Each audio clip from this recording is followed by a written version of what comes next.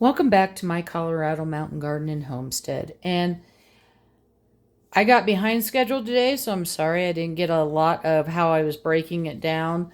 I am going to add this to the playlist, so if you watched me when I started fermenting my hot sauce, that'll be under the playlist, so you can watch them in order.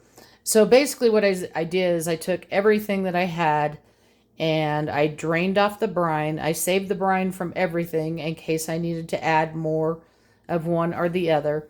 And then I started pureeing and did my magic, because this is something I've been making behind the scenes since last year. And I finally think I have what I want. So what I have to do next is I have to stop the fermentation. So all of these hot sauces you see in front of you have a 3.2 pH or less. I have a pH meter, but before I had a pH meter, I used pH strips. So you don't get as technical, but at least you know if it's 4, 3, 2, 1 when you measure it. And supposedly anything under 4 is supposed to be fine to make it shelf stable. But, you know, it doesn't matter if it's lower, but usually that comes with adding more vinegar and things like that. And I don't like a ton of vinegar in my hot sauces. I'd rather have the flavors come through. Now, I am going to have to cook all of these. When I say cook, I'm going to have to heat the hot sauce up to 185 and let it hold there for about 5 minutes to stop the fermentation. The vinegar does help stop some of it, but if you don't stop it and then you put it in your fridge, you could have a hot sauce bomb in your fridge just waiting to go off. Not in your fridge, sorry, in your cabinet, because these will not have to be refrigerated until after opening. Also, to keep them from separating, and these were done, you know, there's my hot sauce is kind of thicker than a lot.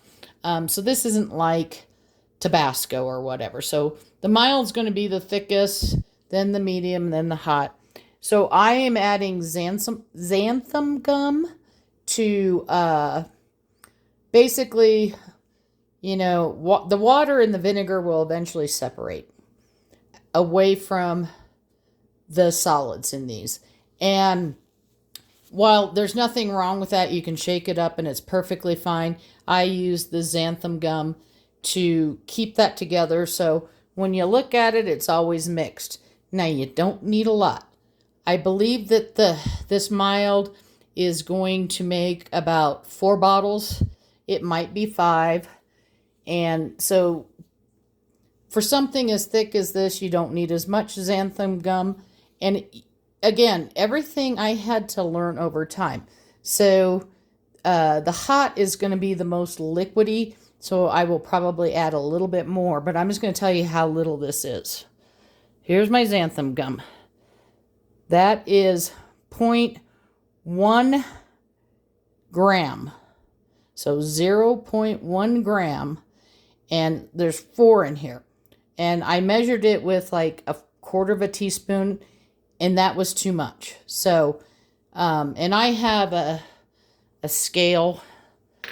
So pretty much it's a pinch per bottle. And you can put it in all at once, or you can put it in per bottle. I have one of these little scales here that does, they're tiny and they are way more sensitive. And I have these for all sorts of my baking stuff, not just for my hot sauce.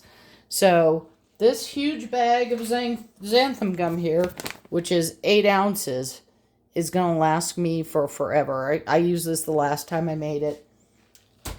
So the next thing is, after I cook this down to stop the fermentation, then while it's still warm, I'm going to put it in the bottles. These are 5-ounce bottles.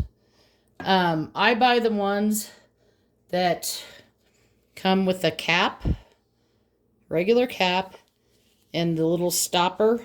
Now, I know my mild is probably going to be too thick, so I won't put the stopper on it. because otherwise we'd just have to pull it off every time we wanted to use it.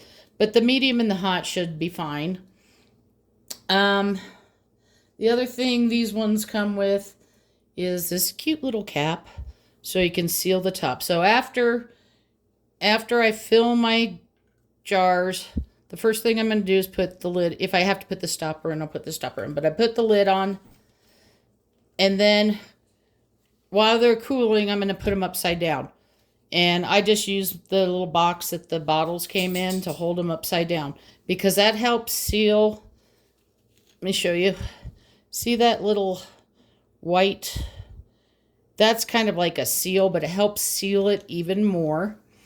And then after they cool off, you can make it pretty and put the sleeve on.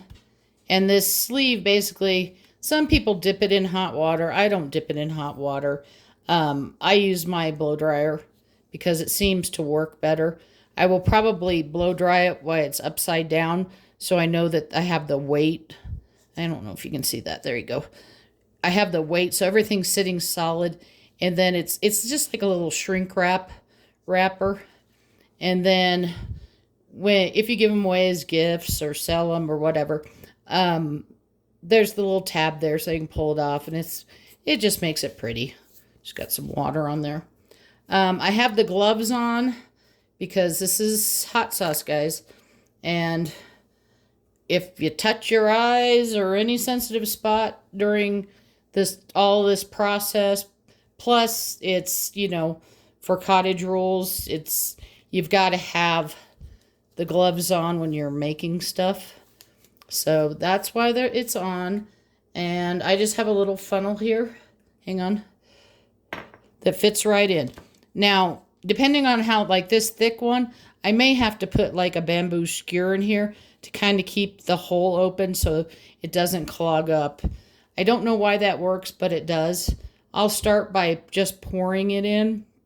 But then if that works fine, like these two I know will work fine.